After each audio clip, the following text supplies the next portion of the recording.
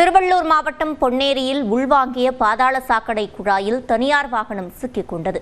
கூடுதல் தகவல்களோடு இணைகிறார் செய்தியாளர் பார்த்தசாரதி. அந்த வாகனத்தை மீட்பதற்கு என்ன முயற்சிகள் மேற்கொள்ளப்படுகின்றன? அதாவது திருவள்ளூர் மாவட்டம் பொன்னேரி வட்டாட்சியர் அலுவலகம் எதிரே பாதாள சாக்கடை திட்டம் பணிகள் நடைபெற்று முடிவடைந்து வருகின்றன. இந்த பணிகள் தற்போது பெய்த மழையால் அதே பகுதியில் அந்த கால்வாய்களில் வெளியேற்றப்படும் தண்ணீரானது குறிப்பாக என்ஜிஓ நகர் மற்றும் அருகில் உள்ள தடப்பரம்பாக்கம் தண்ணீர் மற்றும் இபியில் இருந்து செல்லக்கூடிய தண்ணீர், அங்குள்ள மின்வாரி அலுவலகத்திலிருந்து செல்லக்கூடிய தண்ணீர் என அனைத்தும் சென்றதால அந்த பகுதியில் இருந்த பாதாள சாக்கடை பகுதிகள் மொத்தம் அப்படியே சாலையில் உள்வாங்கியது. இதை கவனிக்காமல் சென்னை திருவொற்றியூர் செல்லக்கூடிய அந்த சாலையில் பயணித்த போது அந்த தனியார் வாகனம் ஒன்று இலவச ஆன்மீக சேவை என்ற பெயரில் பயணித்தவர்கள் அந்த வாகனத்தில் இருந்தவர்களோடு சிக்கிக் கொண்டது.